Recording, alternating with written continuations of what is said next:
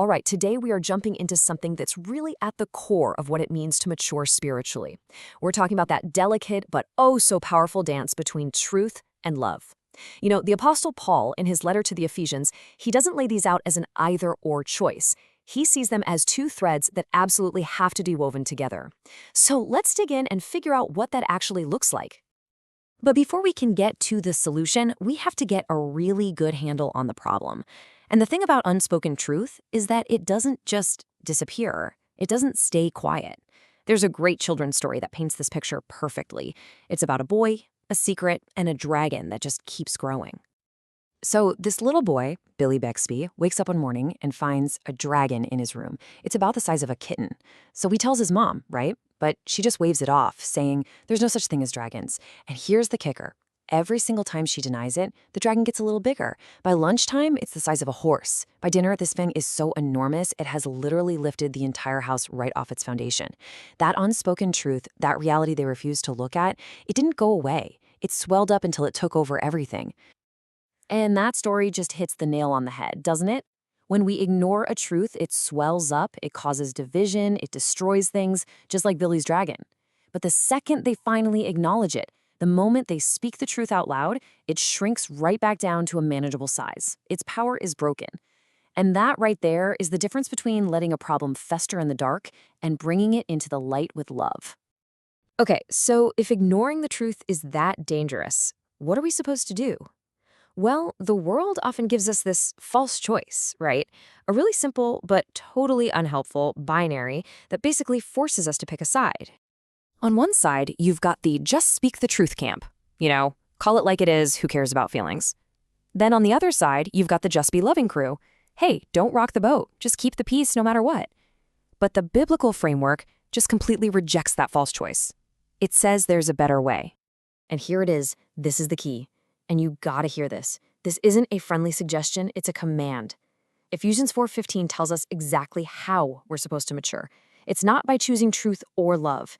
It's by speaking the truth in love. It's one single unified action. That is the road to actually growing up. So why does this matter so much? Because the goal here isn't just about us having correct information or about everybody being nice to each other. The goal is the maturity of the whole community. When a group of people gets this right, the church grows up. It gets stable, it's not thrown around by every crazy new idea, and, most importantly, it starts to look a whole lot more like Jesus to the world around it. But hang on, you can't just run out and start dropping truth bombs on people, even if you think your intentions are good. There's a foundational starting point we absolutely positively cannot skip, and that is humility. The Apostle Paul makes this crystal clear in Galatians. He says the posture for restoring someone is gentleness, and it comes with this critical warning. Keep watch on yourself. In other words, before you go trying to fix the speck in someone else's eye, you better take a hard look at the log in your own. You have to remember that you are just as capable of the same struggles.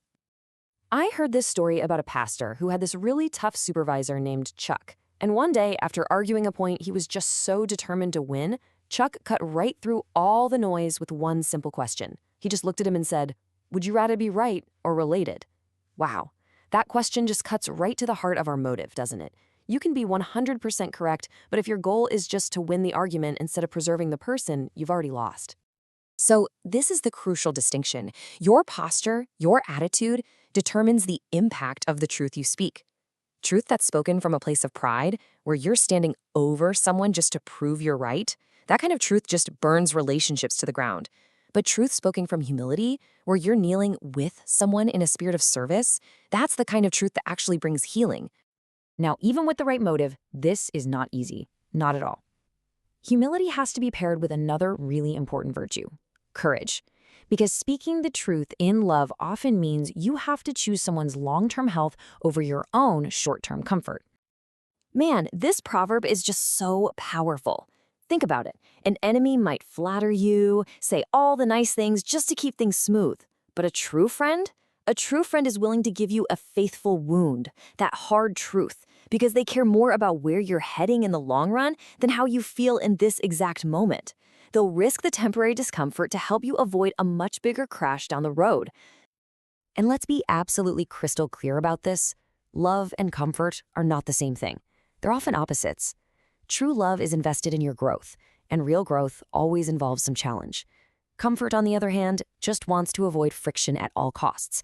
It keeps us childish, and it stops us from ever becoming who we were created to be. So if our motive is humble, and our heart is courageous, what's the point of all of this? What's the goal? The goal is always, always, always restoration. It is to build up, to equip, to refresh, never to tear down, to shame, or to humiliate. I mean, just look at how Jesus handled Peter after that devastating denial. Jesus had every right to publicly shame him, to say, "I told you so," but he didn't. He pulled him aside, privately, he reaffirmed his love for him, and then he immediately called him back to his purpose. That is the blueprint for us. Truth spoken to lift people back up and to rebuild what has been broken. And we have to remember to handle truth with really reverent hands. Because truth isn't just whatever we feel strongly about. It has to line up with God's reality. See, we're stewards of truth, not its owners. It's not ours to wield like a weapon. This means we have to be so careful not to twist it or use partial truths to manipulate people, which is exactly what Satan did in the garden, right? He quoted God, but twisted it just enough to plant that seed of doubt. Our truth has to be grounded in Scripture and tested in prayer. So let's bring this all home. How does this all build toward the final goal? Why does this matter so much? Because this is how we, as a community of people, actually start to become a more accurate reflection of Jesus to the world. These two things have to work together.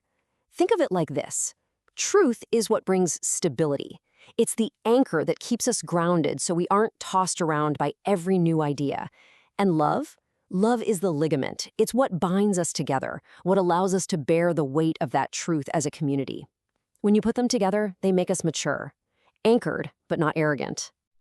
And this brings us right back to where we started, with that dragon. In a community that actually practices speaking the truth in love, guess what? Dragons don't get a chance to grow. All those unspoken resentments, those festering hurts, those unchecked behaviors, they all shrink when they're brought into the light with humility and with grace. So what's your next move? What does this look like on a Monday morning?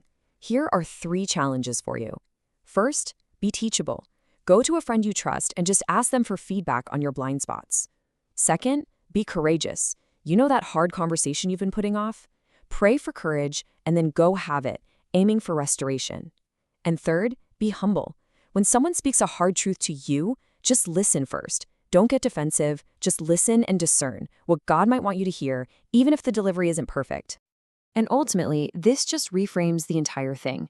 If the goal shifts from simply being right in an argument to becoming more like Christ in your character, how does that fundamentally change the way you prepare for, enter into, and follow up on every single difficult conversation? That's the question that can change everything.